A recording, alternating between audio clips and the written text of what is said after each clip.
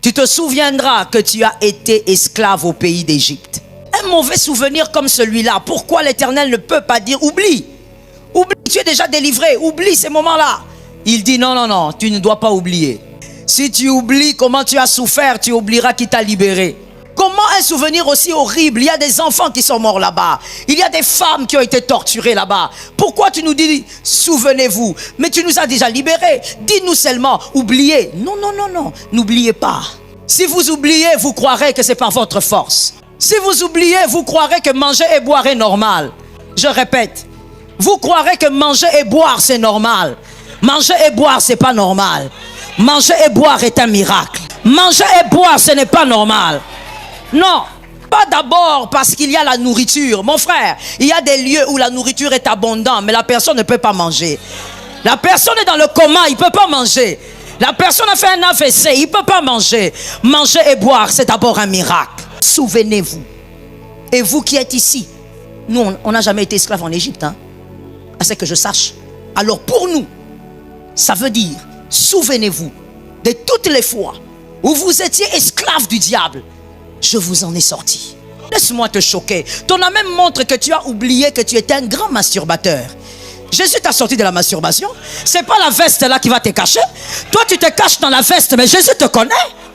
Mais tu as un amen là rempli d'orgueil, rempli de fierté. Comme si sans Jésus tu étais quelque chose. Tu étais dans la masturbation, même dans le mariage. Ta femme t'a même attrapé. Il y a un seul qui t'a sorti. Souvenez-vous qu'il vous a sorti de là. Souvenez-vous qu'il vous a délivré de la mort. Plusieurs fois on a voulu vous tuer. Un seul vous a sorti de la mort. Souvenez-vous qu'on a failli tuer votre enfant. C'est lui qui vous a sorti de là. Thank you Jesus, I praise your name. Jésus nous a délivrés de certaines larmes. Souvenez-vous. Des fois tu es trop fier parce que tu es amnésique.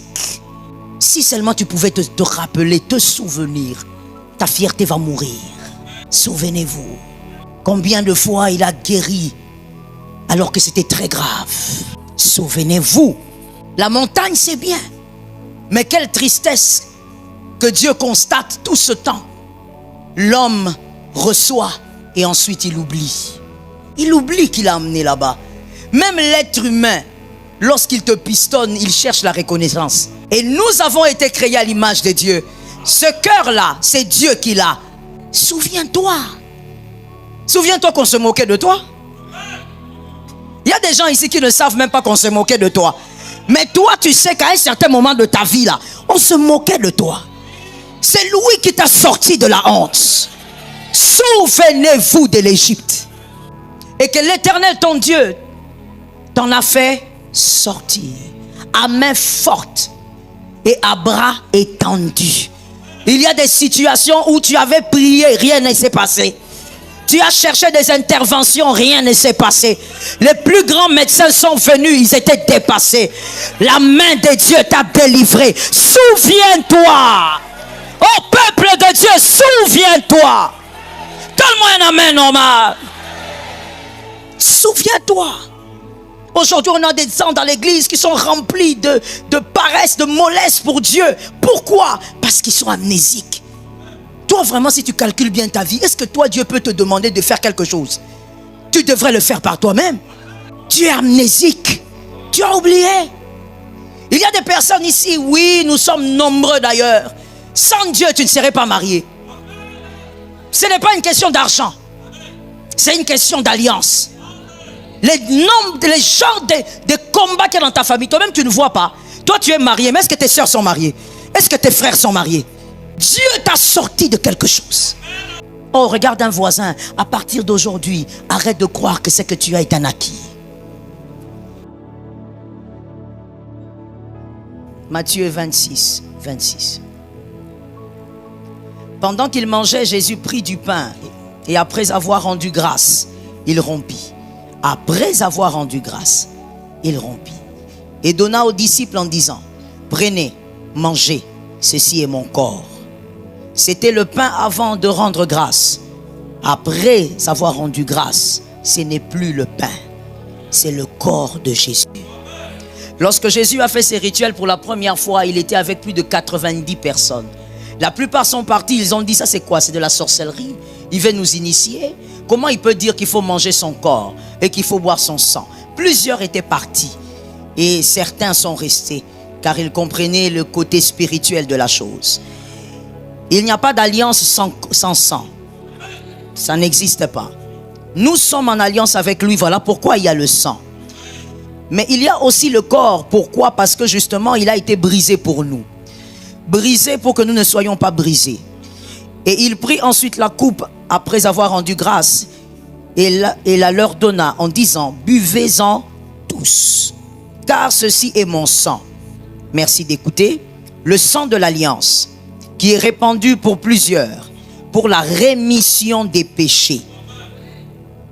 Le sang de l'alliance, c'est pour la rémission des péchés.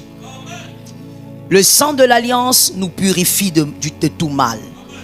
Le sang de Jésus nous introduit là où la main de l'homme ne peut nous introduire.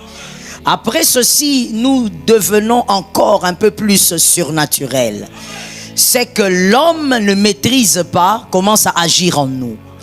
Voilà pourquoi devant la table du Seigneur, la Bible dit, on n'avance pas indignement. Vous ne pouvez pas avoir un problème avec votre frère et avancer. Vous ne pouvez pas manquer de pardonner et avancer. Ça devient une malédiction. Et celui qui se prépare pour ça, il est béni. Les maladies même quittent les corps. Car c'est le sang de l'alliance. C'est le corps de Jésus. Je lève ma main et je rends grâce. Merci Jésus pour le corps et le sang. Merci de nous permettre de consommer ton corps et de boire ton sang. Nous avons la victoire par le sang. Nous le savons. Nous avons des guérisons, des miracles par le corps. Et par-dessus tout, nous le faisons, comme tu l'as dit, en mémoire de toi. Merci pour cette fidélité. Au nom de Jésus. Amen. Tu vas parler à mon peuple qui viendra. Et voici ce que tu diras à mon peuple. N'oublie pas d'où tu as été tiré. Don't forget. N'oublie pas d'où tu as été tiré. Il a répété cette phrase tellement de fois que je me suis réveillé avec, j'ai dormi avec, j'ai prié avec. N'oublie pas d'où tu as été tiré. Le psaume 23 commence par une très belle présentation. L'Éternel est mon berger, je ne manquerai de rien. Il me fait reposer dans les verts pâturages. David commence le récit en présentant quel type d'allié il a. Et il présente l'Éternel. Ensuite, il dit, c'est lui qui me fait reposer dans les verts pâturages. Il me dirige près des eaux paisibles. David dit, tout ça, c'est lui qui fait. David est en train de dire, je n'ai pas oublié. C'est lui qui fait ça.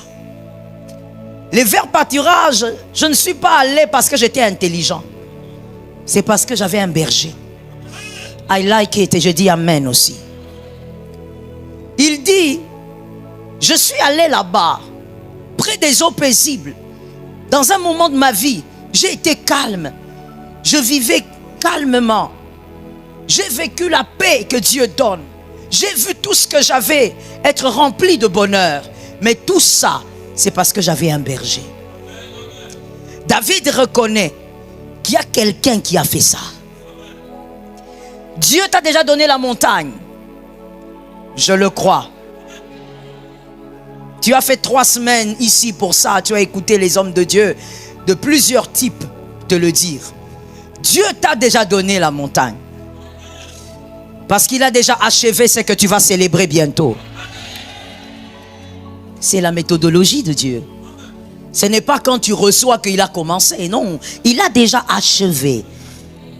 Donc, tu as déjà ta montagne. Mais s'il te plaît, écoute-moi parce qu'il m'a parlé depuis 2 heures du matin. Je dois te le dire. Je dois me vider de tout ce qu'il m'a dit de te dire. Ne reste pas sur cette montagne sans le donneur de la montagne. Ne reste pas sur ce sommet sans le donateur du sommet. Il y a quelqu'un qui t'a donné ça. Ne te réjouis pas sans celui qui a tout fait. Plusieurs perdent les acquis de la grâce à cause de l'amnésie. L'amnésie. Je ne veux pas dire l'amnésie spirituelle parce que ce n'est pas forcément spirituel. Plusieurs perdent les acquis de la grâce à cause de ça. Et d'autres encore, Dieu évite même de te donner certaines montagnes parce qu'il sait que tu as le profil des amnésiques. Il préfère te laisser manger et boire. Tant que tu ne peux pas rentrer dans le monde, il te donne le minimum, mais il ne te donne pas plus que ça. Il sait que s'il te donne plus que ça, tu as le profil des hommes amnésiques. Tu vas oublier. Celui qui oublie se perd. Tu ne dois pas oublier. Celui qui oublie, vous le savez, on le dit d'ailleurs, celui qui oublie son histoire répète les erreurs. Celui qui oublie répétera les erreurs du passé. Voici ce qui est écrit. 1 Chronique 16:15. 1 Chronique 16:15. Puisque nous écrivons aussi Ésaïe 46:9. Ésaïe 46:9. Commençons par 1 Chronique 16:15. Rappelez-vous à toujours son alliance. Rappelez-vous quand? Alors moi j'ai une question à poser ici. Rappelez-vous à toujours? On s'adresse aux personnes qui entendent en ce moment-là. Mais ces personnes-là ne sont pas éternelles. Alors quand on dit rappelez-vous à toujours, qu'est-ce qu'on veut vraiment dire? On veut dire que ce que tu sais, transmets-les à tes enfants. Que eux aussi se rappellent qu'ils n'oublient pas. Et que eux aussi les transmettent à leurs enfants. Au lieu de transmettre la haine familiale à tes enfants, transmets certaines choses. Ces choses que nous allons voir ce matin. Rappelez-vous à toujours son alliance. Ses promesses pour 1000 générations. Rappelez-vous. Quelqu'un m'a dit, il faut se rappeler. Ésaïe 46:9. Puisqu'on écrit Deutéronome 5:15. Deutéronome 5:15. Ésaïe 46:9. Souvenez-vous de ce qui s'est passé dès le temps ancien, car je suis Dieu. Souvenez-vous. Ce qui s'est passé dès le temps ancien. Si tu ne vois pas dans ta vie, ouvre la Bible et vois Moïse. Ouvre la Bible et vois Anne, vois Sarah. Si dans ta vie tu ne peux plus rien voir, alors vois au moins ce qu'il a fait dans les temps anciens. On ne dit pas seulement de voir, mais on dit il faut se souvenir. Souvenez-vous ce qui s'est passé dans les temps anciens. Car je suis Dieu. Il n'y a point d'autre. Je suis Dieu. Et nul n'est semblable. Souvenez-vous. Souvenez-vous que nul n'est comme lui. Ne le sachez pas seulement. Souvenez-vous. Deutéronome 5:15. 1 Chronique 16:12. Chronique 16:12. Tu te souviendras que tu as été esclave au pays d'Égypte. Un mauvais souvenir comme celui-là, pourquoi l'Éternel ne peut pas dire oublie? Oublie, tu es déjà délivré, oublie ces moments-là. Il dit non, tu ne dois pas oublier. Tu ne dois pas oublier. Si tu oublies comment tu as souffert, tu oublieras qui t'a libéré. Je n'aime pas cet amen, c'est l'amen de la gratitude. Comment un souvenir aussi horrible? Il y a des enfants qui sont morts là-bas. Il y a des femmes qui ont été torturées là-bas. Pourquoi tu nous dis souvenez-vous? Mais tu nous as déjà libérés. Dis-nous seulement oubliez. Non, n'oubliez pas. Si vous oubliez, vous croirez que c'est par votre force. Si vous oubliez, vous croirez que manger et boire est normal. Je répète, vous croirez que manger et boire c'est normal. Manger et boire c'est pas normal. Manger et boire est un miracle. C'est normal que tu ne donnes pas un amen. Tu es païen peut-être. Manger et boire, ce n'est pas normal. Non. Pas d'abord parce qu'il y a la nourriture. Mon frère, il y a des lieux où la nourriture est abondante, mais la personne ne peut pas manger. La personne est dans le coma, il ne peut pas manger. La personne a fait un AVC, il ne peut pas manger. Manger et boire, c'est d'abord un miracle. Souvenez-vous. Et vous qui êtes ici, nous, on n'a jamais été esclaves en Égypte, hein? À ce que je sache. Alors pour nous, ça veut dire, souvenez-vous de toutes les fois où vous étiez esclaves du diable, je vous en ai sorti. Tu as vu même ton amen, laisse-moi te choquer. Ton amen montre que tu as oublié que tu étais un grand masturbateur. Jésus t'a sorti de la masturbation. C'est pas la veste là qui va te cacher. Toi tu te caches dans la veste, mais Jésus te connaît. Mais tu as un amen là rempli d'orgueil, rempli de fierté, comme si sans Jésus tu étais quelque chose. Tu étais dans la masturbation, même dans le mariage. Ta femme t'a même attrapé. Il y a un seul qui t'a sorti. Souvenez-vous qu'il vous a sorti de là. Souvenez-vous qu'il vous a délivré de la mort. Plusieurs fois on a voulu vous tuer. Un seul vous a sorti de la mort. Souvenez-vous qu'on a failli tuer votre enfant. C'est lui qui vous a sorti de là. Thank you Jesus, I praise your name. Jésus nous a délivrés de certaines larmes. Souvenez-vous.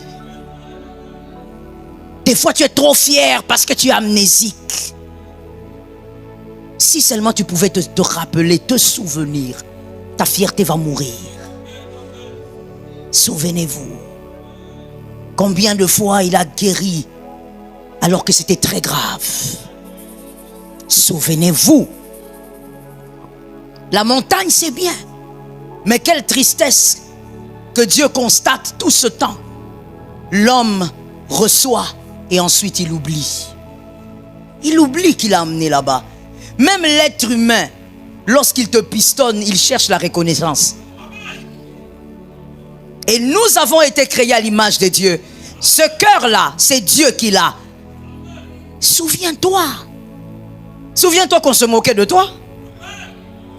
Il y a des gens ici qui ne savent même pas qu'on se moquait de toi. Mais toi, tu sais qu'à un certain moment de ta vie, là, on se moquait de toi. C'est lui qui t'a sorti de la honte. Souvenez-vous de l'Égypte. Et que l'Éternel, ton Dieu, t'en a fait sortir à main forte et à bras étendus. Il y a des situations où tu avais prié, rien ne s'est passé. Tu as cherché des interventions, rien ne s'est passé. Les plus grands médecins sont venus, ils étaient dépassés. La main de Dieu t'a délivré. Souviens-toi. Oh peuple de Dieu, souviens-toi. Donne-moi un amen normal. Souviens-toi. Aujourd'hui, on a des gens dans l'église qui sont remplis de paresse, de mollesse pour Dieu. Pourquoi? Parce qu'ils sont amnésiques. Toi, vraiment, si tu calcules bien ta vie, est-ce que toi, Dieu peut te demander de faire quelque chose? Tu devrais le faire par toi-même. Tu es amnésique. Tu as oublié. Il y a des personnes ici, oui, nous sommes nombreux d'ailleurs. Sans Dieu, tu ne serais pas marié. Ce n'est pas une question d'argent. C'est une question d'alliance. Les genres de combats qu'il y a dans ta famille, toi-même, tu ne vois pas. Toi, tu es marié, mais est-ce que tes soeurs sont mariées? Est-ce que tes frères sont mariés? Dieu t'a sorti de quelque chose. Oh, regarde un voisin. À partir d'aujourd'hui, arrête de croire que ce que tu as est un acquis. C'est pas un acquis. Si même la vie n'est pas un acquis, tout peut arriver. J'ai vu dernièrement un homme de Dieu, même si je disais gloire à Dieu pour la manière de partir, parce qu'il y a mort et mort, il faut bien partir. Il est mort du haut de la chair. Lui au moins il est mort en train de servir son Dieu. Il est mort dans une position d'honneur. Mais est-ce que quand il préparait sa prédication, Dieu, son ami, est-ce qu'il lui avait dit que vas-y, c'est ta dernière? C'est Dieu. Souviens-toi que tout ce que tu es, c'est Dieu. Tu as oublié Voilà pourquoi même le culte est devenu pour toi une corvée. Parce que tu as oublié. Toi, vraiment, il faut te mettre le réveil pour venir au culte. Ah bon? Si vous ne mettez pas le réveil, je ne me réveillerai pas, je passerai. Ah bon? Tu as oublié. C'est ton seul problème. C'est que tu es amnésique. Mais si on rebobine un peu, tu auras pitié au fait de tes oublis. Tu auras pitié de l'attitude que tu affiches devant Dieu. Il y a quelqu'un qui m'avait dit, j'ai aimé cet homme de Dieu. Il est malheureusement déjà aussi parti dans la gloire. Il me disait, tu sais Joël, il y a des gens comme nous. Il parlait de lui. Si tu me vois en veste, en cravate, c'est parce que Dieu m'a habillé. Mais d'où je sors, je ne pouvais pas espérer être en veste et en cravate. Il y a des gens qui me saluent, ils me saluent, bonjour pasteur, avec beaucoup de respect. Quand je regarde Joël, quand je me retourne, je dis ça c'est Dieu. Parce que s'ils étaient venus me voir d'où je sors, même le bonjour ne sortirait pas. Si seulement tu prends ton cerveau, parce que ça c'est pas question de prière, tu prends ton cerveau, tu commences un peu à te concentrer et que le côté de ton cerveau qu'on appelle épisodique, qui conserve les souvenirs, commence à travailler un peu bien, il y a des choses que tu ne ferais pas face à Dieu. Quand il s'agit de Dieu, il y a des choses que tu ne dirais pas. Ce courage ne te sortirait pas. Ce courage te sort parce que tu as oublié. L'homme est comme ça, l'être humain est comme ça. Quand il avance, il grandit, il oublie. C'est pas comme là par exemple. Tu vois pourquoi des fois tu es très fier même quand on te dit bonjour monsieur. Bonjour. Parce que tu as oublié qu'il n'y a pas longtemps tu portais des couches. Non, je ne parle pas de couches de maladie, couches de bébés. Il n'y a pas longtemps toi tu portais les couches, non? Ta maman t'a changé les couches, elle mettait la poudre. Bah! Les mamans antiques, elles ne te mettent pas la poudre doucement, hein. Elle prend, elle jette. Comme les infirmières congolaises, quand elles te piquent, elles jettent la seringue. Toi, tu es là-bas, elle est là, ici, elle lance. Je ne sais pas si elles ont la vision d'être des astronautes ou comment. Tu as oublié. Tu as oublié qu'il n'y a pas longtemps là. Tu étais à la merci de tes parents. Même si tu as 70 ans, je te parle. Oui, il n'y a pas longtemps. Tu étais à la merci de tes parents. Il n'y a pas longtemps, tu pissais au lit comme ça. Maman vient, elle te gronde. Toi, jusqu'à 13 ans, tu pisses. Pardon, maman. Tu as oublié. De la même manière, tu oublies tout ça parce que justement, l'homme, quand il grandit, il évolue, il oublie. Mais Jésus me dit de te dire, la montagne, oui, mais souviens-toi d'où il t'a tiré. Souviens-toi que tel que tu es là, tu ne mérites rien. Je reprends la phrase. Quelqu'un va dire, non, comment ça? J'ai étudié. Et toi, tu crois que tu as étudié par toi-même? Toi, tu crois que tu as étudié parce que tu étais capable d'étudier. Tu sais combien de personnes sont allées à l'université pendant qu'il étudie, il devient fou. Tu ne le connais pas? Tu ne lis pas l'histoire. Toi, tu crois que ton cerveau est resté en bon état par toi-même.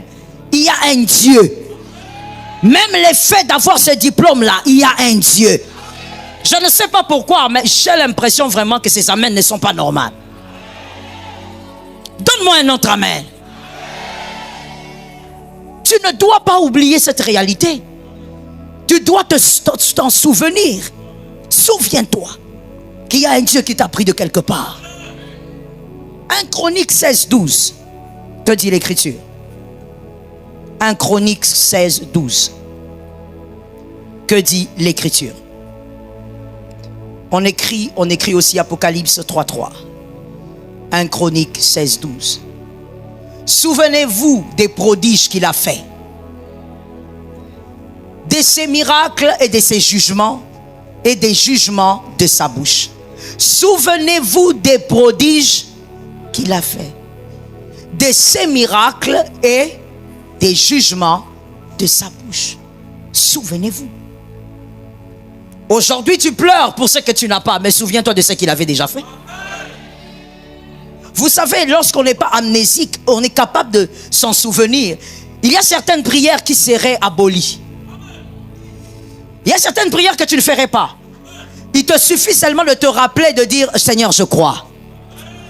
Tu ne vas pas te mettre là à pleurnicher. Pourquoi, Seigneur, tu m'as fait ça? Si tu te souviens tu vas te rappeler qu'il a fait tellement de prodiges que ce qui te combat aujourd'hui, c'est rien du tout. Lève ta main droite et dis avec moi, Seigneur, délivre-moi de l'amnésie. Souviens-toi. Apocalypse 3:3. Apocalypse 3:3. Rappelle-toi donc comment tu as reçu et entendu. Tu as reçu la grâce et tu as entendu la grâce. Rappelle-toi. Rappelle-toi comment ça s'était passé.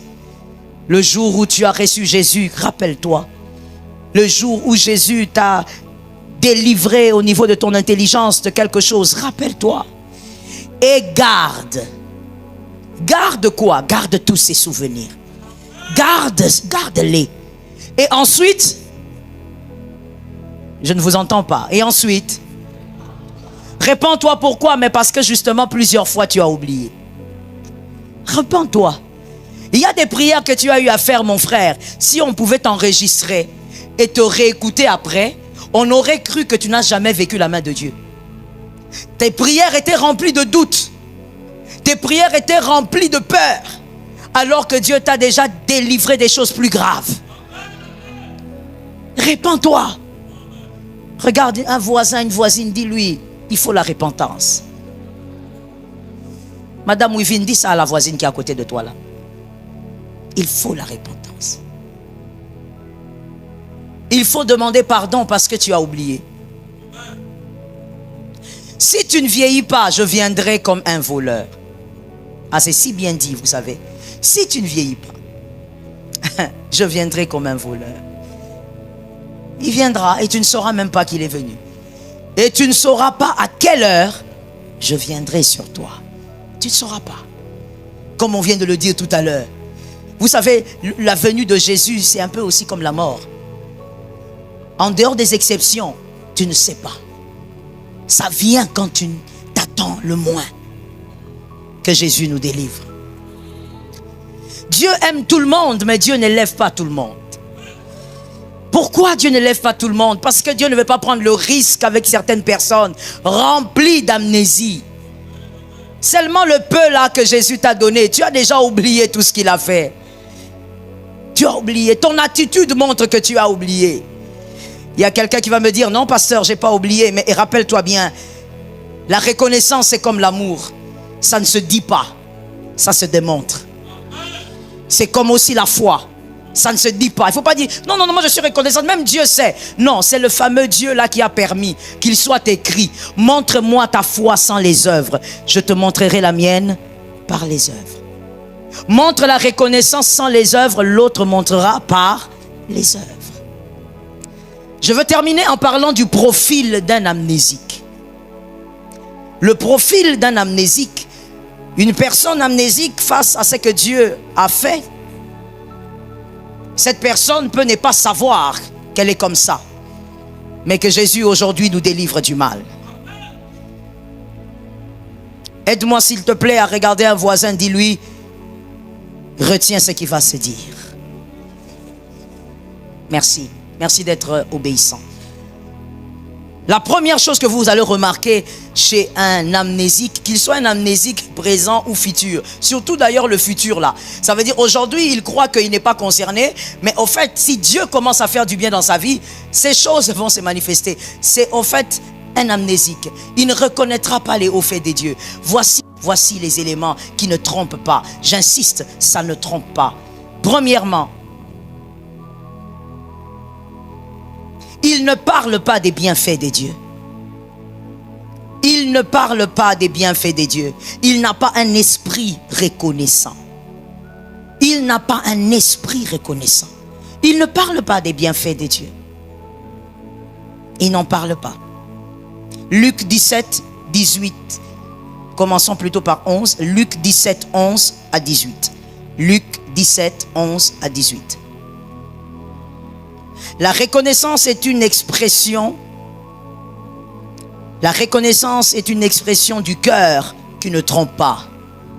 Celui qui est reconnaissant l'est. Un hypocrite ne peut pas faire semblant d'être reconnaissant. Et s'il vous plaît, Plaçons bien la nuance. La reconnaissance, ce n'est pas le fait de dire à quelqu'un merci. Parce que ça, un hypocrite peut le dire.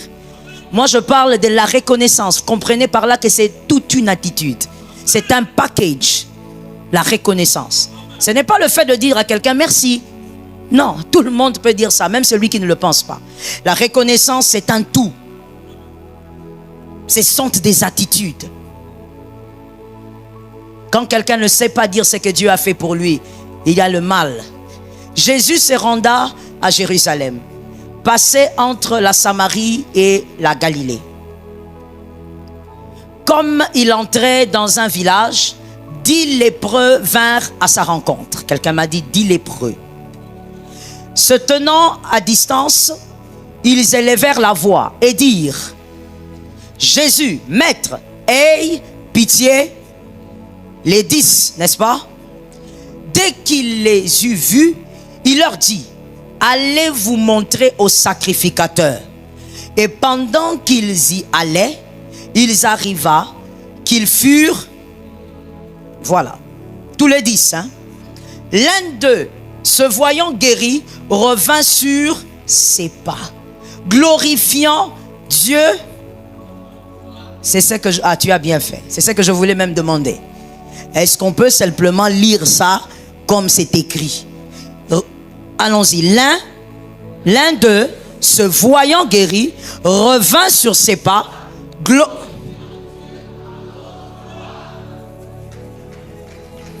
glorifiant Dieu à haute voix.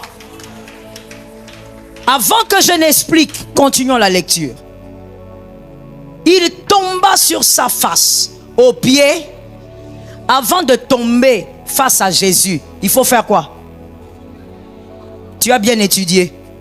Toi, ton diplôme que tu as, c'est le vrai. Oui, c'est le vrai. Tu n'as pas truqué.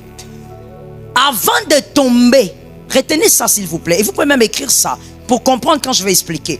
Avant de tomber face à Jésus, tu dois glorifier Jésus à haute voix. Et lui dit, et lui rendit grâce. C'était, la précision, c'est parce que les Samaritains et les Israélites ne s'entendaient pas. Ok? C'est comme nous avec ce que tu connais. Oui, ce n'est pas différent du tout. Je vous dis, c'était vraiment une animosité incroyable. C'est comme ça que c'était comme de la folie de voir un Samaritain s'incliner devant un Juif. C'est pourquoi il y a la précision. Jésus prenant la parole dit, ici c'est Jésus, c'est pas un apôtre. Les 10 n'ont-ils pas été? Qui pose la question? Il est étonné. Il connaît sa puissance. Il connaît son onction. Il n'a même pas vérifié, mais il sait que les 10 ont été guéris. Alors il pose la question à ce monsieur. Les 10, vous étiez à 10. Les 10 n'ont-ils pas été guéris? Et les 9 autres, qui est en train de demander? Qui réclame la reconnaissance? Vous qui avez l'habitude de voir la main de Dieu et de ne rien dire, Dieu ne peut pas vous amener loin. Vous avez les séquelles des amnésiques. À haute voix, vous qui aimez dire, pasteur, j'ai un témoignage, mais je vous envoie à vous. Ainsi vous saurez que votre Dieu agit. Non, non, non. Moi, je sais que mon Dieu agit déjà. Oh, je t'ai dit, tu ne dois pas m'envoyer à moi le témoignage. Tu dois le dire. Secoue le voisin qui est à côté, dis-lui, il faut parler à haute voix. Quand il s'agit de Jésus, évidemment, hein. Pas question de commencer à crier dans la rue là-bas. Le témoignage se donne à haute voix. S'il vous plaît, frères et sœurs, tuant ce mensonge du serpent. Non, je ne veux pas témoigner, vous savez, pasteur, c'est très sensible. Il s'agit des finances, il s'agit du voyage. Dieu qui l'a fait n'a pas eu peur des sorciers de ta famille. Toi, tu dis que tu ne vas pas témoigner à haute voix parce qu'il y a des gens de la famille qui vont suivre les directs. Vois maintenant pourquoi Dieu ne t'amène pas loin. Dieu amène loin ceux qui peuvent parler de lui. J'aime cet amène. La Bible dit sa renommée s'est accrue par la l'accomplissement de ses promesses. Mais quand on dit accomplissement, ça veut dire quoi? Celui qui a vécu l'accomplissement, c'est celui qui parle de la chose. Il dit Jésus m'a vécu, m'a touché, Jésus m'a visité, Jésus m'a guéri, Jésus m'a changé. Pendant qu'on parle de l'accomplissement, la renommée de Jésus s'accroît. Maintenant, toi, tu es le blocage de la renommée de Jésus. Comment penses-tu qu'il peut agir avec toi? Jésus est en train de réclamer au fait le témoignage. Et c'est ce qu'il dit aussi ce matin. 21 jours de prière, vous avez été nombreux à voir la main de Dieu. Qui a parlé? Vous étiez nombreux de voir la main de Dieu. Jésus vous a guéri. D'autres ici ont vécu des miracles incroyables. J'ai les messages. Mais Jésus ne vous a pas dit de venir me dire. Il a dit à haute voix. Il y a quelqu'un d'autre encore qui dit, non, c'est là où je voulais en venir. Non, moi je viendrai seulement dans le temple. Jésus lui-même me voit. C'est lui qui a fait le miracle. Je rends grâce à Dieu, je dépose mon enveloppe, je pars. Avant de t'agenouiller devant Jésus, parle à haute voix. Que Dieu tue en toi l'esprit de l'ingratitude. L'esprit de l'ingratitude a plusieurs côtes. Côte, c'est veste. L'esprit de l'ingratitude a plusieurs couvertures. Tu peux venir dire, non, c'est parce que je ne veux pas que ma famille soit au courant. C'est juste une couverture.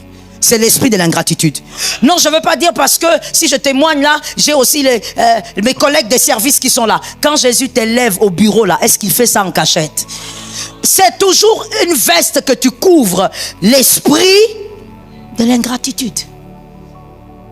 Jésus a réclamé. Voilà pourquoi dans cette assemblée, nous avons les corbeilles d'action de grâce avant les offrandes. Parce que si tu ne sais pas dire à Dieu merci, ça ne sert à rien que tu penses donner une offrande. Commence par être reconnaissant. Jésus a revendiqué le miracle. Ou le droit du miracle si vous voulez. Il dit mais où sont les autres? Je vous ai guéri, vous étiez à 10. Pourquoi personne ne parle? Pourquoi il n'y a que toi qui viens? Qu'un seul. Et vous voyez ça? Ça me révèle les types du cœur. Le cœur de l'homme. Ils peuvent être nombreux à avoir été bénis, mais très peu reconnaissent la main de Dieu. À partir d'aujourd'hui, informe-moi du miracle, mais parle à haute voix ici. Est-ce que quelqu'un m'entend? Il y a quelqu'un qui va dire, mais pasteur, finalement, c'est quand qu'on donne le témoignage? Parce que moi, je ne sais pas. As-tu vu le pasteur Marianne et puis elle t'a dit, non, on ne témoigne pas?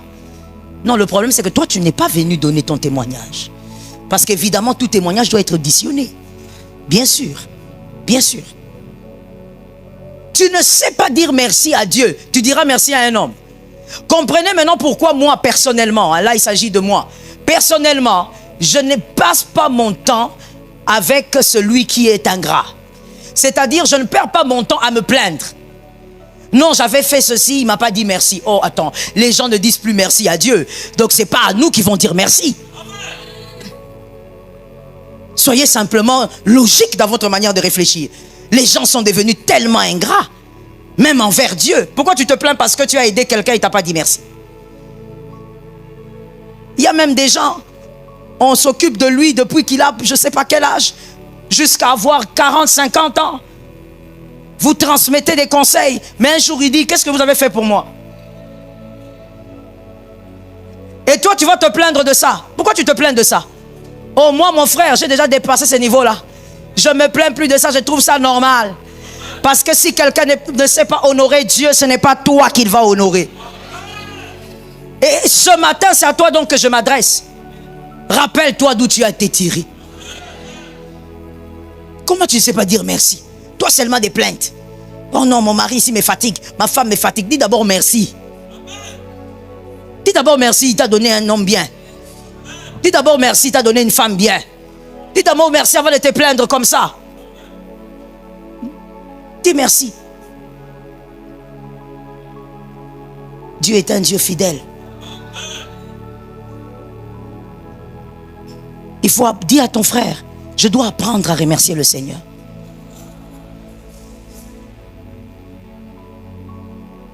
Vous savez, c'est édifiant de voir ce que Dieu fait et de savoir que ça c'est Dieu. C'est une intelligence. C'est une intelligence. Toi, tu te plains de tout. Même de l'église que tu as aujourd'hui, tu te plains. Non, le pasteur Joël nous agresse. D'où tu viens là? On t'avait nettoyé. Hein? On t'avait nettoyé à l'âge que tu as là. Grande maman comme tu es. Ça, tu n'as pas vu. Apprends à dire merci. Jésus aime la reconnaissance. Alors s'il te plaît, que cet élément-là quitte ta vie. À chaque fois que Jésus fera que tu es dans cette assemblée, vois le pasteur Marianne, dis-lui, j'ai un témoignage.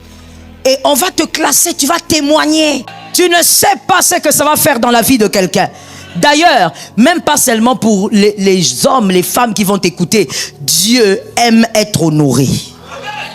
Voilà pourquoi lui-même, il a dit, il a calculé, il a regardé, il dit, ok, pour les hommes, je serai papa.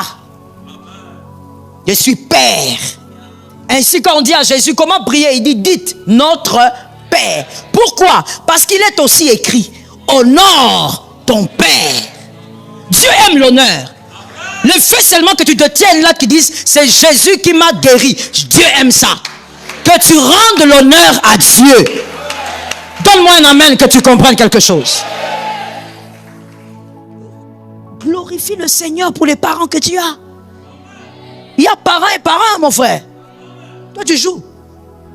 Il y a des pères, il vient, il te regarde comme ça, il dit, au lieu de... Et tu regardes le papa, tu dis, non papa. Et puis le papa te dit, pourquoi? Où est l'argent que tu as amené? Papa, qui doit nourrir qui? Quand Dieu t'a fait grâce, sache dire merci Seigneur.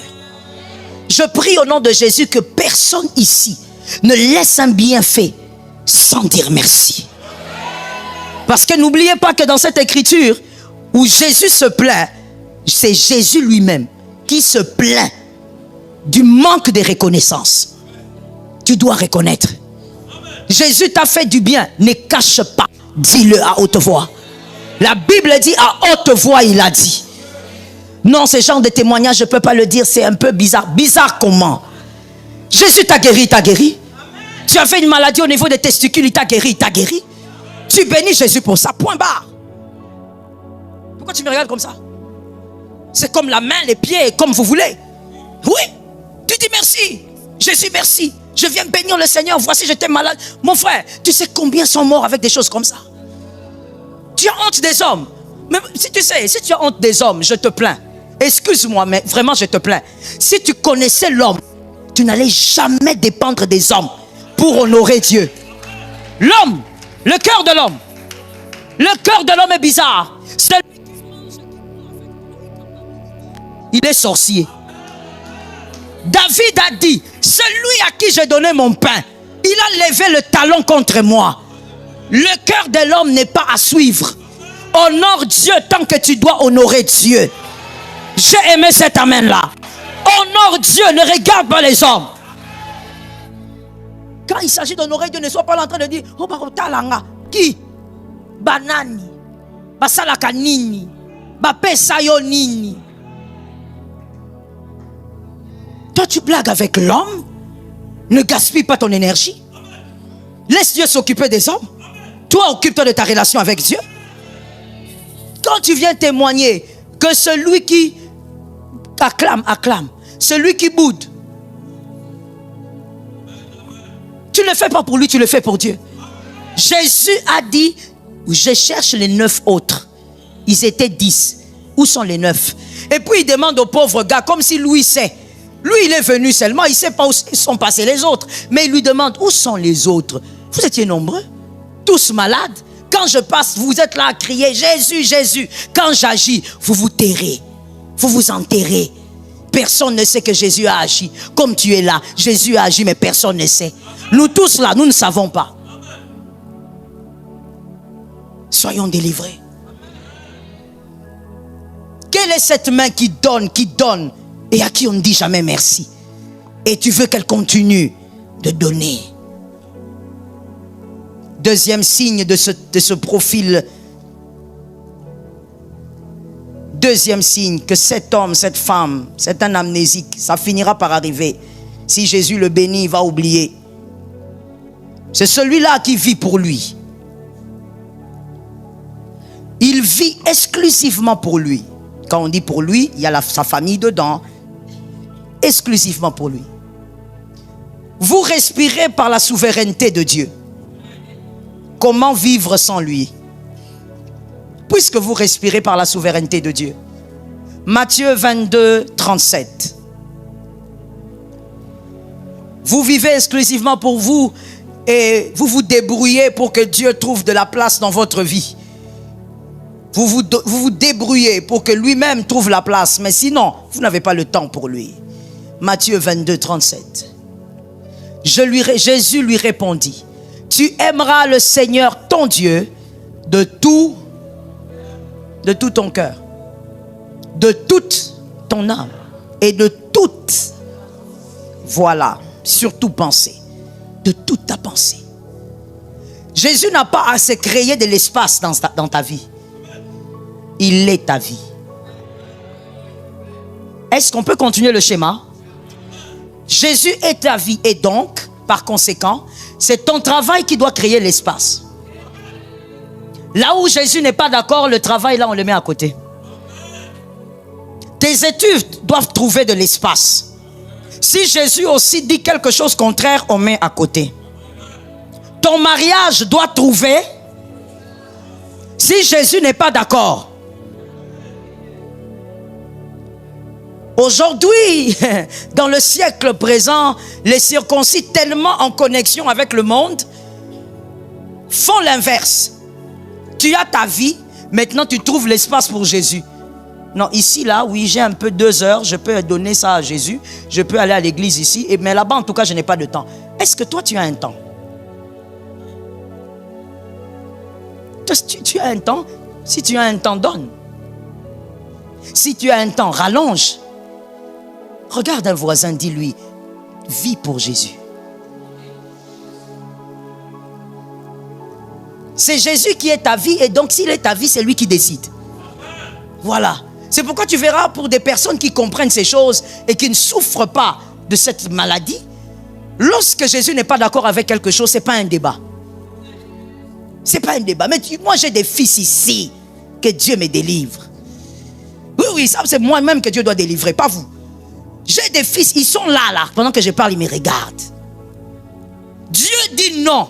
Il faut que tu ouvres 50 Bibles, 5 versions. Pour expliquer pourquoi Dieu a dit non. Mon frère, quand Dieu dit non, je ne suis pas son avocat. Moi, je transmets l'information. Je ne suis pas là pour commencer à te dire, non, tu sais, s'il a dit non, c'est parce que tu as 15 ans. S'il a dit non, c'est parce que tu as 35 ans. Mais il y a des gens comme ça. Pourquoi tu es comme ça? Parce que tu n'as jamais vécu avec Jésus et pour lui. Toi, tu as ta vie pour ta famille, pour ton ceci. Et puis Jésus a une petite chambre dans ta vie. Donc, tout ce que Jésus dit devient discutable. Alors que nous autres, on avait connu Jésus, on savait. Dans notre jeunesse. Parce qu'il y a des gens qui pensent qu'on n'a jamais été jeune ou enfant. Des fois, quand mes enfants me disent certaines choses, je leur dis, vous croyez que je suis né comme ça? J'étais aussi enfant, je sais que vous voulez me dribbler là. Mon frère, nous on avait appris, à votre âge, que si Jésus ne veut pas de quelque chose, je laisse. Au point où, parce que tu me regardes un peu bizarrement, hein? Alors je te donne cet exemple-là. Et connu d'ailleurs de tous ceux qui m'ont plusieurs fois entendu parler, de donner le témoignage sur comment je me suis marié et tout ça. Plusieurs fois, je l'ai dit. Au point où, parce que c'est le point culminant pour la plupart des jeunes, pour la plupart des célibataires on va dire, parce qu'il y a même des célibataires ici qui ont 40 ans, mais pour eux vraiment c'est le point culminant de leur vie. Lorsque j'ai rencontré le mari d'aujourd'hui, et gloire à Dieu, ça n'a pas été un ex. Quand je l'ai rencontré, quand il m'a dit, parce que nous quand on s'est rencontrés, on n'a pas dit commençons l'amitié, il n'y a pas d'amitié. Quand on s'est rencontrés, il m'a dit, je vais t'épouser. J'ai dit, ok, tu veux m'épouser? Ok. Et je lui ai dit, si Dieu dit non, c'est non. C'était la deuxième phrase. Beau ou pas beau? Intelligent ou pas intelligent? Si Dieu n'est pas d'accord, je ne discute pas. Et je lui ai dit, le signe que moi j'avais, je n'ai pas caché. Je lui ai dit, le signe que moi j'ai toujours demandé à Dieu, c'est mon père. Mon père. Si mon père dit oui, c'est que c'est Dieu. Ah oui, tu ne peux pas comprendre, je te comprends. Si mon papa dit oui, c'est que le miracle est fort. Et puis, il faut qu'on donne des actions, des grâces, des moutons, des chèvres. Hein? Je lui ai dit ça. Il m'a regardé, il m'a dit, ah bon, j'ai dit, je t'ai dit. Donc ça ne sert à rien même que je te dise, oui, t'es bandit. Hein? Parce qu'il n'y a pas quelque chose à Kobanda. Puisque toi et moi, on n'est pas là pour aller dans les coins des rues. On est là pour le mariage. Donc, dans le projet là, si mon papa dit oui, c'est que c'est Elohim. Et donc, pour moi, c'est le plus grand signe. Il croyait que c'était une blague. Un jour, il me dit, non, tu m'amènes chez ta soeur. J'ai dit, oui, je t'amène chez ma grande soeur. Je l'amène chez ma grande soeur. Arrivé là-bas, et heureusement pour moi que j'ai des personnes honnêtes. Que Dieu te délivre des frères hypocrites. Quand tu grandis dans une famille où tu as un grand frère hypocrite, vraiment, tu es foutu. Je vais chez ma grande soeur, on arrive là. Imagine-toi le monsieur qui va épouser la petite soeur. La grande soeur est là, elle sert quelque chose à boire. Elle dit, ah d'accord, c'est toi. On m'a parlé. Oui, elle nous a parlé de toi. Mais tu sais au moins que notre papa va refuser. Je vous dis, authentique. On lui a dit ça. Ça veut dire, avant même de lui demander, tu es quantième de la famille, où est ton papa? Avant tout ça, ma soeur lance le rafale. Elle lui dit, tu sais au moins qu'il va refuser. C'est pourquoi, même quand vous êtes ensemble, parlez un peu. Hein. Ne communiquez pas beaucoup d'amour. Parce que mon père va refuser. Mon mari d'aujourd'hui regarde et dit, comment ça? Il dit, oh frère, il y a plusieurs dossiers ici.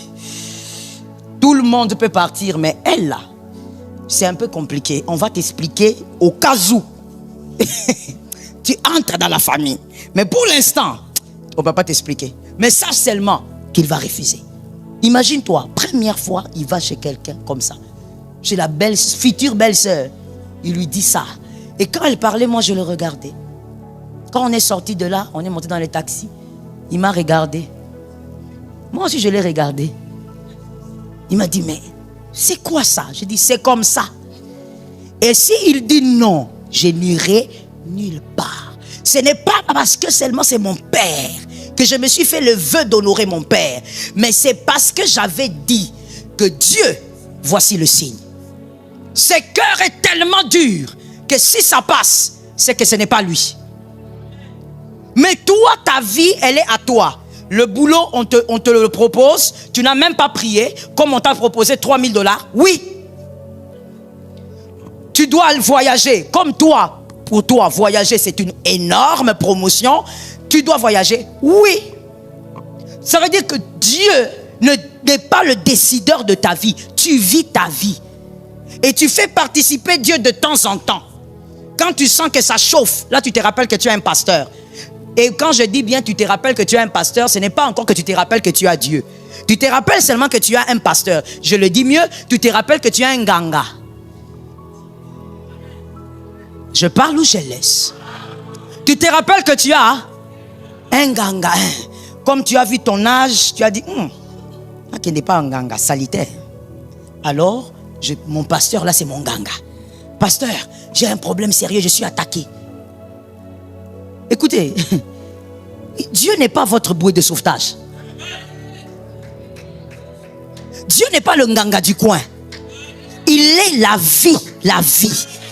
Je suis le chemin, la vérité. Donne-moi un amen à cette partie-là. La vie, il est ta vie. Si tu veux étudier en Suisse, il doit dire va. Ce n'est pas que tu as déjà fait les inscriptions et puis tu viens chez ton ganga. Pasteur Joël, s'il te plaît, prie pour cette inscription. Aventurier. Ce n'est pas comme ça que ça se passe. Tu n'as pas de vie. C'est lui ta vie. Là où tu iras étudier, c'est Dieu qui décide. La femme que tu vas épouser, c'est Dieu qui décide. Sinon, tu vas mourir là-dedans. Vous ne voyez pas qu'il y a des fois à l'église, il y a des hommes qui viennent ici. Peu importe la louange, ils ne sourient pas. Les adorateurs se sont fatigués même ici, là. Ils louent. Ils ne sourient pas. Pourquoi? La colère, la femme l'a énervé depuis la nuit. Jusque là, il est énervé. Tout ce qu'il veut, c'est sortir de ces lieux. Le mariage est difficile. Alors, tu ne peux pas choisir une femme juste comme ça. Oh, let me say it well. Tu n'as pas de vie. Ta vie, c'est Jésus. C'est lui qui décide quand tu mets un pas et quand tu dois reculer. Ne va pas préparer ta nourriture et puis tu viens, tu mets sur la table, tu dis, Jésus, viens, on mange. C'est pas ton garçon de course. Il n'a pas dit, je participerai à vos vies. Il a dit, je suis la vie. Ça ne veut pas dire seulement que c'est lui qui te communique la vie. Non, ça veut dire que ta vie est à lui. Tu as quelque chose à faire, tu as une idée. Jésus, qu'est-ce que tu dis? Es-tu d'accord? Car il est aussi le donneur des idées. Mais tu dois le consulter. Est-ce que quelqu'un m'entend bien? Il y a une dame une fois qui est venue me voir qui me dit, c'est arrivé plusieurs fois, mais que Jésus vraiment délivre, que Jésus délivre encore. Une dame qui vient me voir qui me dit, pasteur, je voudrais que vous puissiez prier pour moi parce que je veux pas mourir. Je dis, mais oui, je suis d'accord, tu ne mourras pas. Pourquoi tu penses que tu vas mourir? Non, mais parce que dans quelques heures là, je dois aller, j'ai rendez-vous avec un médecin, je dois aller me faire avorter. J'ai dit quoi? Tu vas te faire avorter. Et puis je regarde bien, je vois qu'elle a une alliance. Je dis, mais attends, tu as fait un corner? Ah, tu n'as pas compris. Ça veut simplement dire, est-ce que tu as été adultère? J'ai dit, est-ce que tu as été adultère? Il dit, oh non, pasteur, comment? Non, surtout pas. J'ai dit, mais qu'est-ce qu'il y a? Non, je suis tombée enceinte, c'est pas désirable, mon mari n'en veut pas. Mon mari dit, on a déjà assez d'enfants, absolument, je dois enlever. J'ai dit, ok. Ah, Seigneur, quel travail m'as-tu donné? Je la regarde et puis je dis, ok, je vais résumer. Tu es venu dans mon bureau parce que tu veux qu'on s'associe pour tuer quelqu'un. Tu veux me faire entrer en enfer. Donc, tu as le projet de me prendre et de me faire entrer en enfer. Elle me regarde et me dit, mais pasteur, c'est une décision de couple. J'ai dit, mais partez. Partez entre couples là-bas, terminé. C'est une décision de couple. Pourquoi tu viens ici? Non, pasteur, depuis que mon mari Marcel, je vois la mort. J'ai dit, mais parce que tu as de la mort et avec toi? Le bébé là, il n'a pas demandé de venir. Il dit, oui, mais pasteur, vous savez, c'est un accident. J'ai dit, quel accident, maman? Tu ne sais pas comment ils viennent?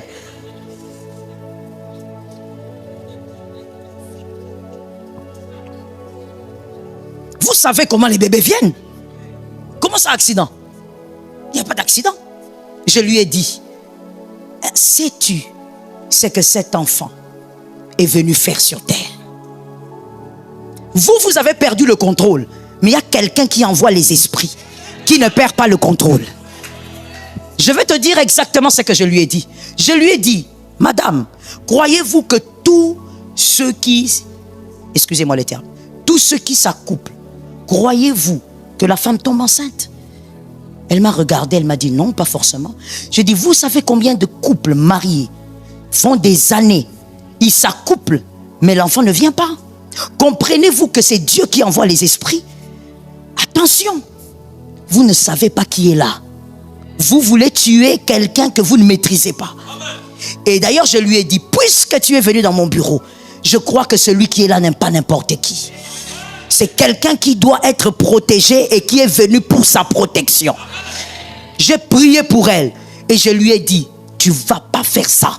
Elle m'a dit, pasteur, alors qu'il faut que tu parles avec mon mari. J'ai dit, ok. Numéro de téléphone. Elle dit, pasteur, je vous donne le numéro. Non, appelle avec ton téléphone. Elle appelle avec son téléphone, je prends. J'ai dit, bonjour. Oui, bonjour. C'est qui? C'est le pasteur Joël. Oh, pourquoi? J'ai dit, mais ça veut dire quoi ça? Ce jour-là, je me suis senti blessé. Mais Même quand je suis rentré à la maison, j'ai dit à mon mari, il y a quelque chose qui ne va pas. Mon mari m'a consolé de toutes les manières, ça n'a pas marché. Je t'ai dit, il souffre. Il m'a consolé. Il m'a dit, j'ai dit, non, il y a quelque chose qui ne va pas.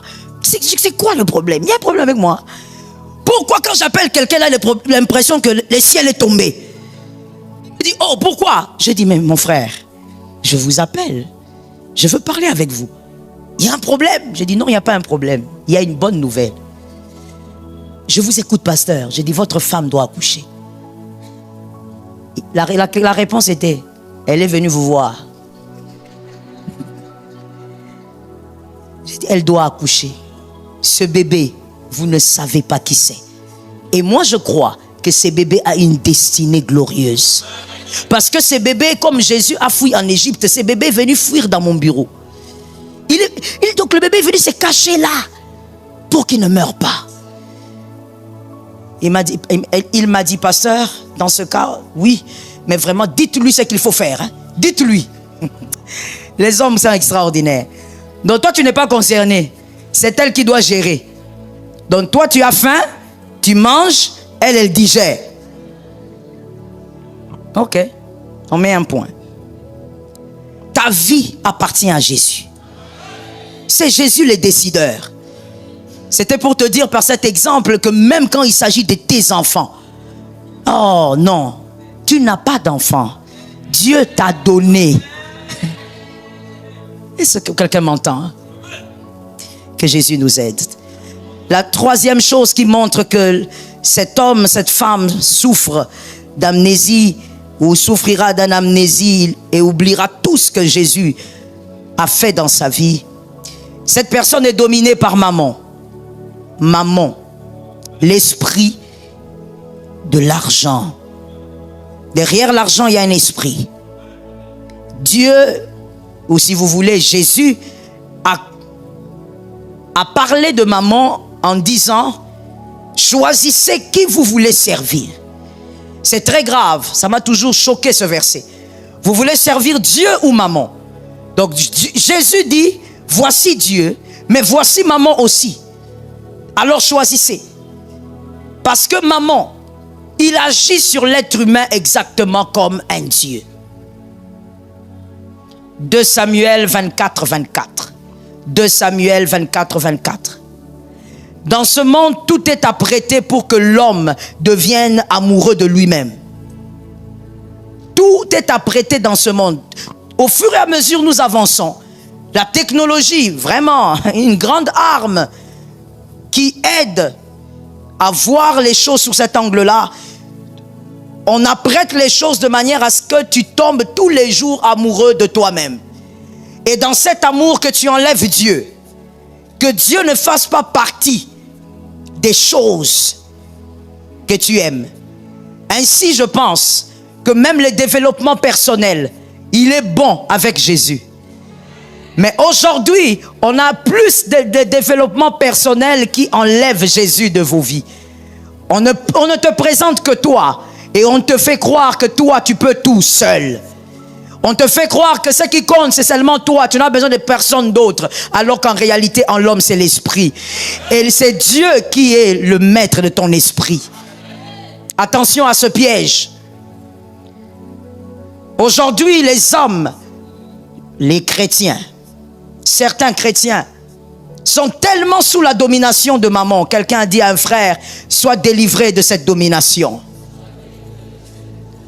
Certains sont tellement sous la domination de maman que même quand il faut donner à Dieu, on donne à Dieu le superflu. C'est tout ce que c'est la seule manière que toi tu connais de donner. Dis à ton frère, sois délivré de maman. Lève-toi. Sur la prédication debout. Tout ce qu'on a appris à faire aujourd'hui, c'est de donner à Dieu le superflu. Tout à l'heure, là, on va remettre les enveloppes de la retraite, de cette longue retraite de 21 jours. Oh, mais je sais, mon frère, que dans la plupart des enveloppes ici, ça sera le superflu. Ça veut dire le petit billet là, que je ne sais même pas ce qu'il fait dans mon porte-monnaie là. Mettez dans l'enveloppe là, on a dit qu'il faut donner. Pourquoi? Parce que le monde actuel, maman, l'esprit de l'argent, t'amène au fait à tout faire pour tout garder pour toi. Tout doit être d'abord pour toi. Que Jésus nous délivre. Développement personnel sans Jésus. Tu dois réussir. Tu es grand. Mais sans Jésus, on a ôté Jésus. On a ôté la sève. Que va devenir l'arbre? Les gens sont tellement adonnés à l'argent maintenant que l'argent, c'est d'abord pour moi et pour ma famille. On donne à Dieu après toutes nos dépenses. Et tu verras une famille s'asseoir, un homme et une dame, ils se mettent ensemble, le couple, et ils pensent qu'ils sont tellement intelligents. Ils se mettent là et puis disent, écoute, on libère d'abord les dépenses. Quand on a fini de libérer les dépenses, maintenant il nous reste combien? Ah d'accord, il nous reste 30 $. Alors là, tu vas donner 10 $ à l'église. Donc Dieu, ce sont les miettes. Le pouvoir de l'argent. Aujourd'hui, il y a des enfants de Dieu qui peuvent tout donner à Dieu, sauf, dis-le bien, il faut que tu guérisses, dis-le bien. Surtout vous les jeunes, votre âge, on n'avait pas les cœurs comme ça. Vous avez des cœurs comme ça comment? Petit, comme un sorcier. Un petit garçon de 16 ans, même acheter les crédits à sa maman, c'est tout un problème. Tu peux tout donner, mais pas l'argent. On va te dire, donne de ton temps, donne 2 heures à Dieu. Oui, oui, je veux le faire. Mais l'argent, non, ne touchez pas à ça. C'est comme ça que lorsque dans l'église, on enseigne sur le donner, il y a des gens qui disent, non, non, non. Et ça, c'est nous mettre maintenant mal à l'aise. Là, maintenant, il faut que je crois que je dois changer d'église. Ça, maintenant. Pourquoi? Parce que le pouvoir de maman est sur toi. Amen. Tu n'es pas libéré du pouvoir de maman. Amen. Au nom de Jésus. Tu dois te délivrer de ça. Jésus compte sur toi, mais il ne peut pas compter sur toi comme ça. Tu donnes à Dieu des miettes, alors qu'aujourd'hui tu as des miettes. Maintenant, comment il va te donner des millions? S'il te donne des millions, tu vas seulement commencer à bâtir comme un sorcier. Tu ne fais que bâtir, comme si tu vivras éternellement sur terre. Est-ce que tu sais que tout ce que tu bâtis là, d'autres gens vont venir s'asseoir, manger et mettre l'huile sur les murs? C'est que tu as bâti avec ton cœur. Quelqu'un d'autre va venir, il prend ses pieds, il a fait 5 jours sans les laver, il les met au mur.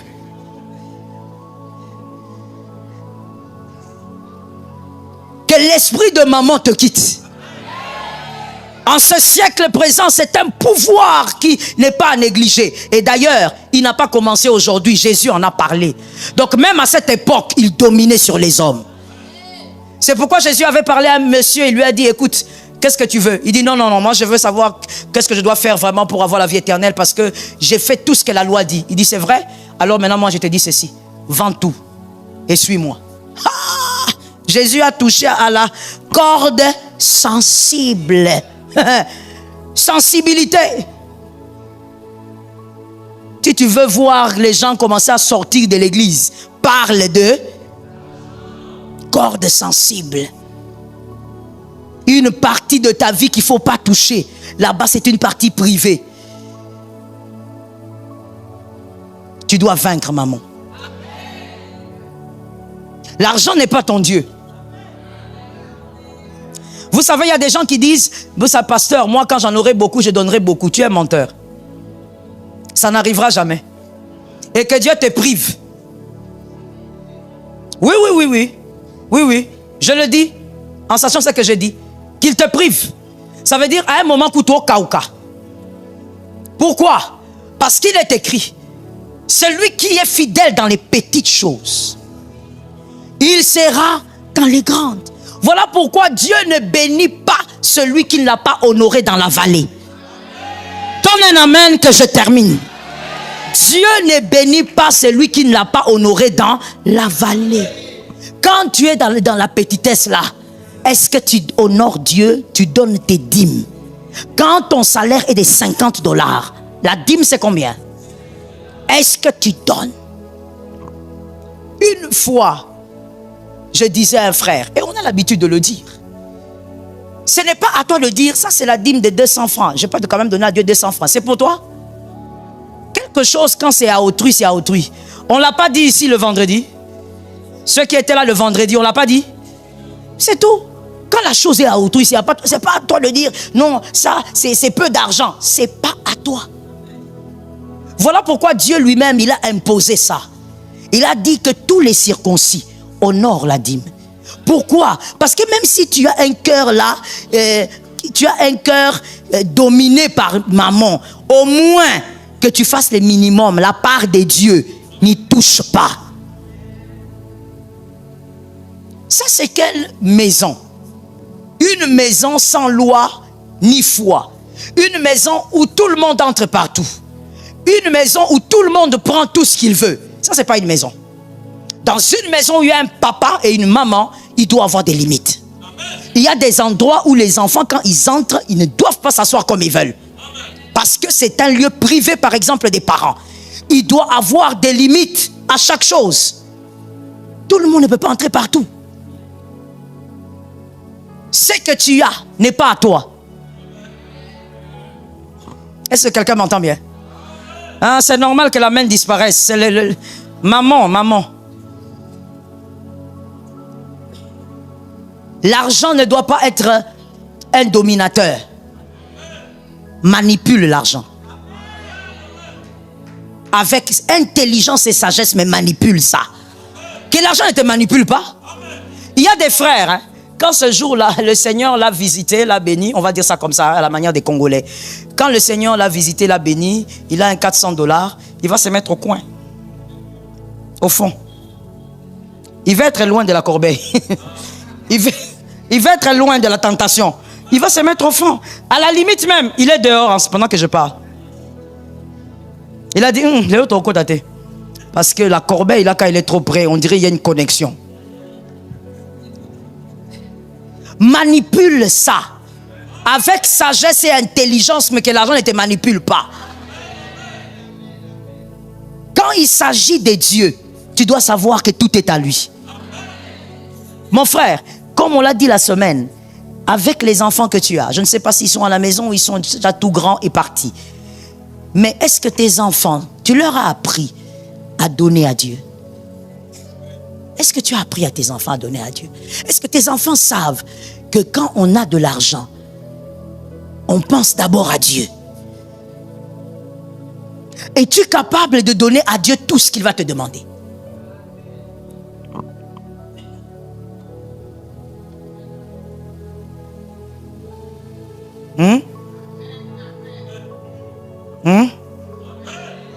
Les jeunes, donnez-moi un amen. Déjà, vos propres corps, vous n'arrivez pas à donner ça à Jésus. Maintenant, l'argent.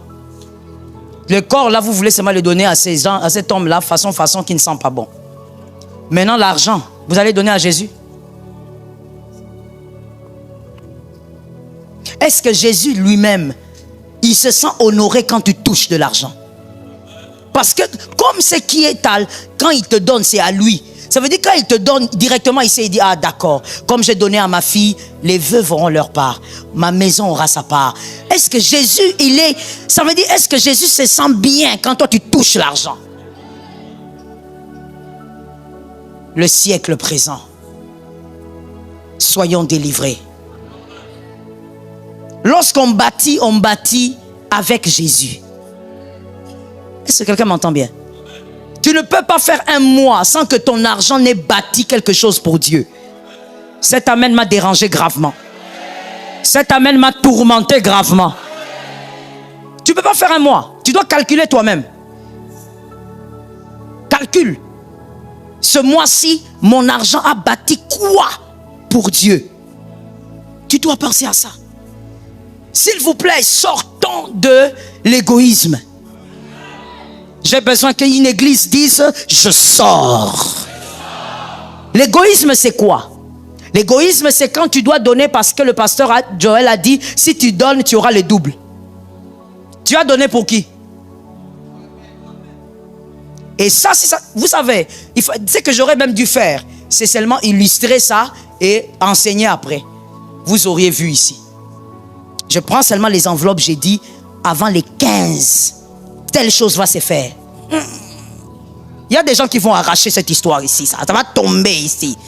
Pourquoi? Parce qu'on a dit, si tu donnes, tu auras. C'est toujours sur toi. Tout tourne autour de toi. Tu dois recevoir. Mais tu ne peux pas donner par amour. Un homme qui donne parce que sa femme va faire des choses pour lui, n'a pas une femme, il a une prostituée. Lorsqu'on a une femme, une épouse, on lui donne, on ne compte pas. On ne dit pas, je t'ai donné parce que tu vas préparer le fou-moi. Non. Tu n'as pas une prostituée, tu as une femme. Tu lui donnes sans compter. Tu es amoureux de Jésus. Pourquoi quand il faut lui donner, il faut qu'un homme de Dieu se tienne ici? Pourquoi? Est-ce que quand dans ta maison, il y a des besoins, quelqu'un vient te dire que dans ta maison ici, le lit là est cassé? Pourquoi il faut qu'un homme de Dieu se tienne ici? L'amour du Christ.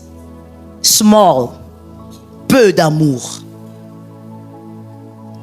Un siècle où on demande sans vouloir donner. Développement personnel. Sans Jésus. Vous devez vaincre l'esprit de maman. Est-ce que quelqu'un m'entend bien? Vous devez vaincre l'esprit de maman.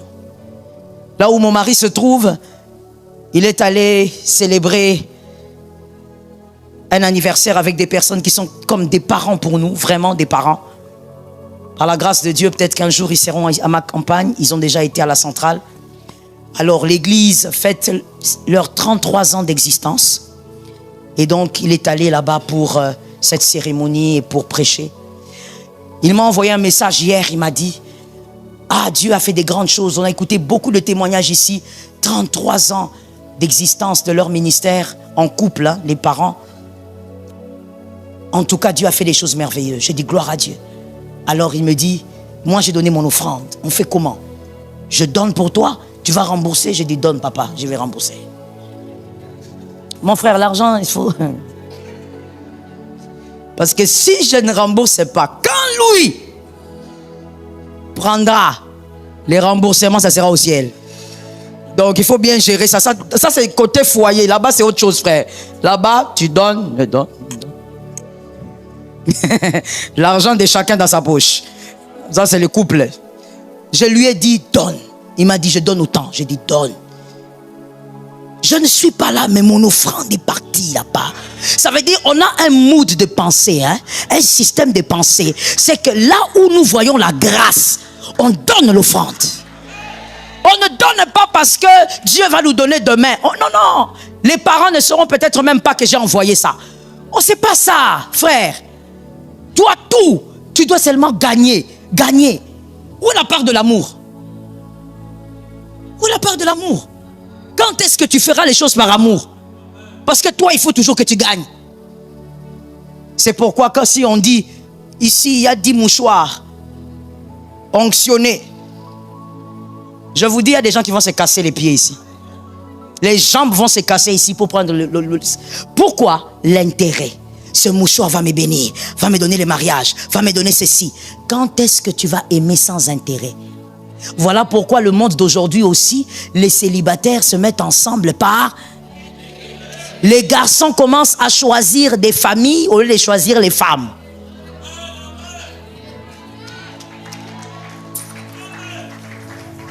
Et quand je dis choisir les familles, c'est pas dans le bon sens, hein? Dans le sens où il faut vous regarder l'éducation. Non, c'est dans le sens où la famille, là, c'est comment? Le papa, il est qui? La maman, ah, on voit la maman, elle vient avec une petite voiture, là. Ok. Le papa, il est où? Oh, le papa, ah, d'accord. Ils ont une maison ou sont locataires? Non, ils habitent chez eux. Ok. Maman, je vais me marier à cette fille. Tout est devenu intérêt. Comme avec Dieu, c'est l'intérêt. Avec toi aussi, ça sera. Non, tu dois le savoir. N'oublie pas ça. Cette femme-là, comme tout, c'est intérêt pour elle, même avec Dieu. Toi aussi, ça sera comme ça. Que Jésus nous sorte de là. Est-ce qu'on a lu l'écriture de David? Mais le roi dit à Aravan, non, je veux l'acheter. Parce que David voulait acheter un champ et il ne voulait pas vendre le champ à David. Il voulait offrir le champ à David puisqu'il était un roi.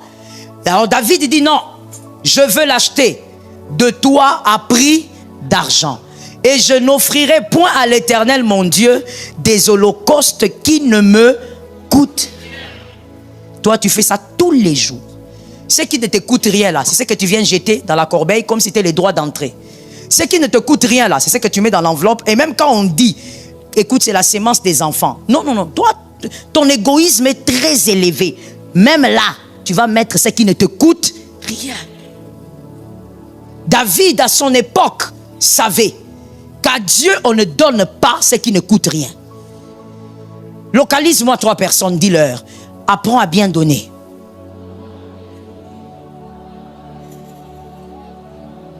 D'accord. Écoutons-nous, s'il vous plaît. Qui parle très bien sa langue maternelle ici? Levez seulement la main, mon frère. Levez bien. Là-bas, je ne vois pas des mains. Oh, le Congo. Pauvre de nous. Nous devons travailler ça au Congo. Hein?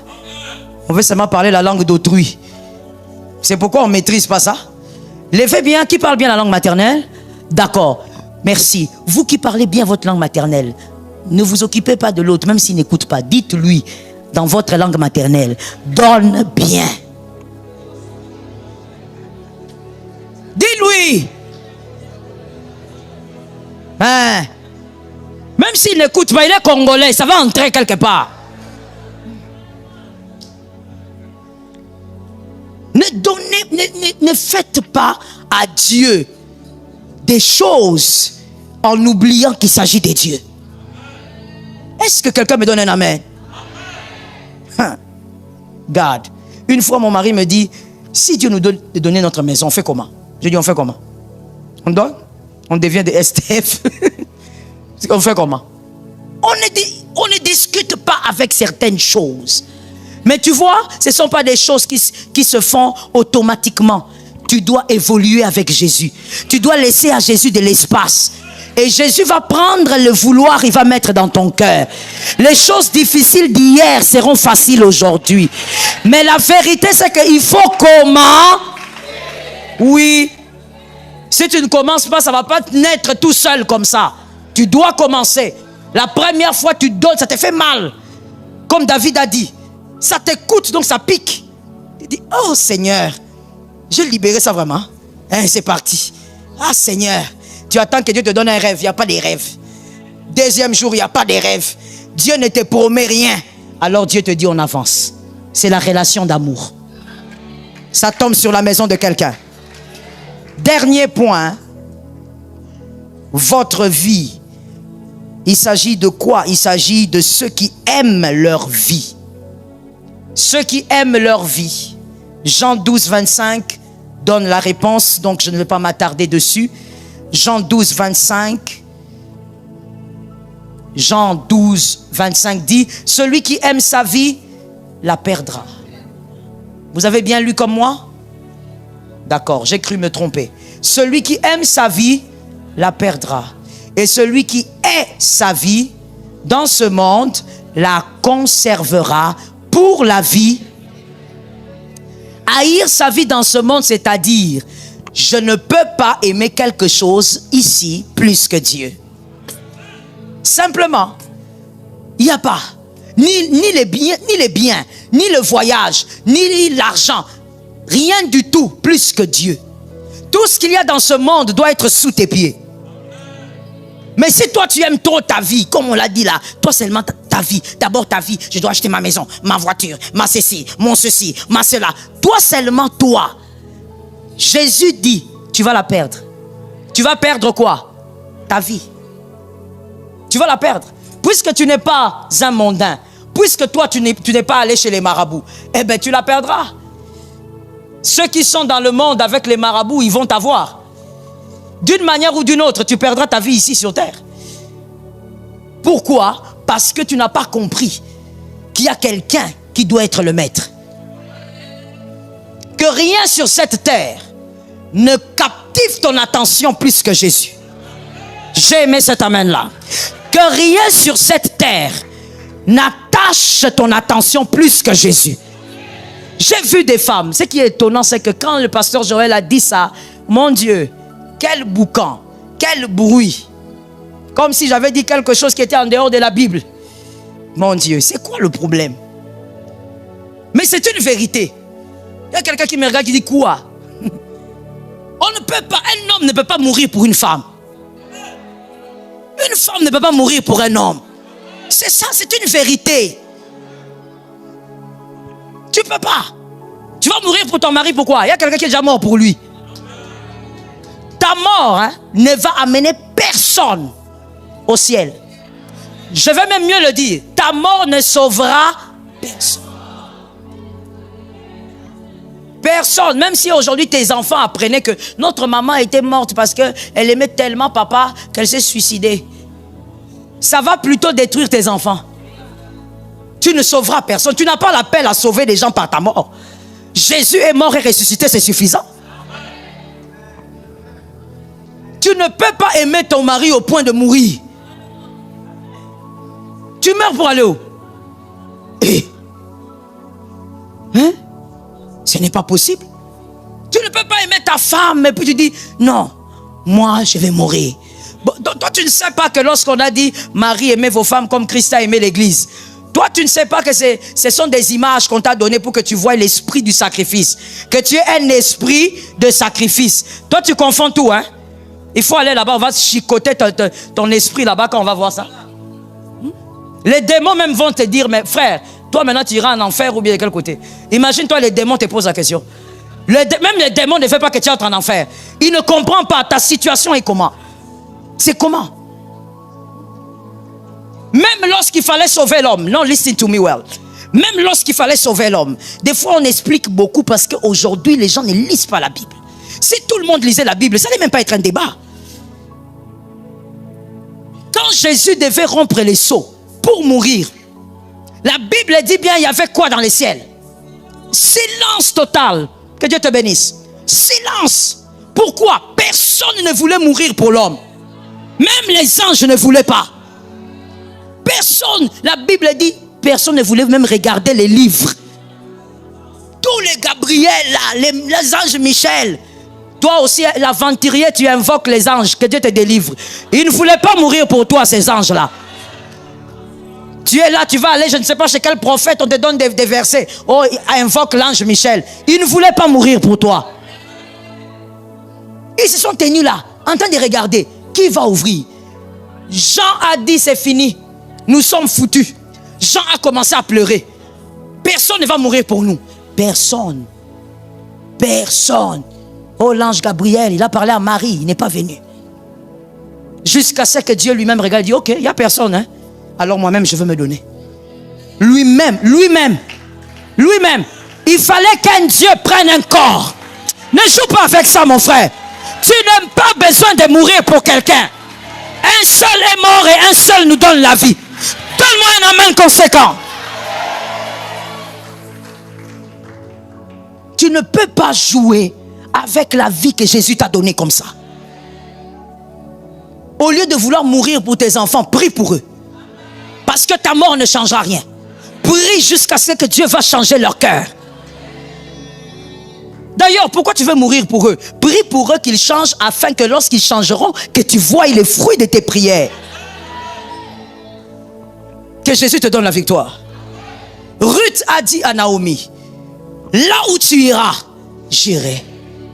Marie Cailloustes. Dans la nouvelle alliance, c'est là est l'image du Christ et avec nous. Christ et nous, l'église. Elle lui dit, là où tu iras, j'irai. Là où tu mourras, je mourrai. Là où tu seras enterré, je serai enterré. C'est ça la vie de Dieu que tu dois avoir. Là où Jésus va, tu vas. Là où Jésus t'amène, tu pars. Là où Jésus refuse, tu refuses. Ce que Jésus te donne, tu prends. Ce que Jésus refuse, ce n'est pas un problème. La vie que tu dois avoir, la vie de Dieu, là où Jésus est, c'est là où toi tu es. La joie de Jésus, c'est ta joie. Voilà pourquoi sois content quand ton frère est béni. Parce que c'est Jésus qui l'a béni. Si Jésus veut le bénir, c'est que c'est bien qu'il soit béni. Tu ne peux pas jalouser quelqu'un, mon frère. Parce qu'il est béni à cause d'un Dieu qui a décidé sa bénédiction. Si Dieu a décidé, c'est que c'est ce qui est bien. Je prie au nom de Jésus que tu sortes de cet égoïsme. Que l'Éternel te délivre de l'amnésie. Souviens-toi d'où il t'a tiré. Souviens-toi de l'amour de Dieu. Souviens-toi de la main de Dieu. Quelqu'un a levé la main droite, a dit, je dois m'en souvenir. Pourquoi je ne t'entends pas? Dis-moi, je dois m'en souvenir. Je ne peux pas oublier l'amour de Dieu dans ma vie. Les bontés de Dieu dans ma vie. La grâce de Dieu dans ma vie. La main de Dieu dans ma vie. J'étais malade. Il a eu à me guérir. Je souffrais. Il m'a consolé. J'étais dans la douleur. Il m'a sorti de mes angoisses. Je ne peux pas oublier. Je refuse d'oublier. Pourquoi je n'entends pas? Je refuse d'oublier. Pendant que nous parlons, le diable n'est pas content. Les démons sont mal à l'aise. Quelqu'un dit avec autorité, je refuse d'oublier. Je suis enfant de Dieu. Il m'a pris dans la vallée. Nous avons fait un chemin. Je n'oublierai pas. Jésus de Nazareth. Je n'oublierai pas ta main. Je n'oublierai pas ton amour.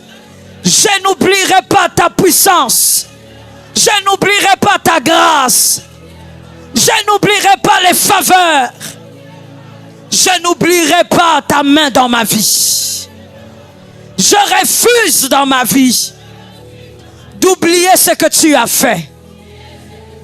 À partir d'aujourd'hui, au nom de Jésus, je publierai tes bontés. J'annoncerai tes bontés. Si je crois, c'est parce que j'ai vu. Si je crois, c'est parce que j'en suis convaincu. Tu es le Dieu de mon parcours. Tu es le Dieu de mes délivrances. Tu m'as libéré, sorti des ténèbres. Tu as brisé mes chaînes. Tu m'as accordé des victoires. Tu as brisé les prisons. Tu as fait tomber les liens. La malédiction n'a plus de force. Devant mes adversaires, je peux dire, je suis libre. Je suis libre. Je suis libre. Devant mes adversaires, je peux dire, je suis affranchi. Je suis délivré. Plus jamais dans la prison. Plus jamais les chaînes. Devant mes adversaires, je peux dire, celui qui prend dans la vallée m'a amené sur la montagne. Celui qui prend dans la vallée m'a amené sur la montagne. Je crois en cet amour. Je crois en ta fidélité. Je crois en ton amour. Je crois en tes bontés. Je refuse d'écouter le diable. Je me lève contre la langue du serpent. Je n'ai pas ce que je cherche, mais tu as beaucoup donné. Je n'ai pas ce que je veux aujourd'hui. Tu as beaucoup fait. Je refuse la langue du serpent qui me rappelle que des mauvais souvenirs, qui me rappelle que les larmes. Moi, j'ai choisi de me souvenir de la bonté de Dieu, de la grâce de Dieu, de l'amour de Dieu. Ce que tu es pour moi est grand. Ce que tu es pour moi, par la grâce du Saint-Esprit, ne changera jamais. Ne changera jamais. Soutiens mon âme. Soutiens mon âme. Soutiens mon âme. Que je ne te lâche pas. Que je n'abandonne pas. Que je ne me décourage pas. Que je ne perde pas ma foi. Au nom de Jésus. Amen.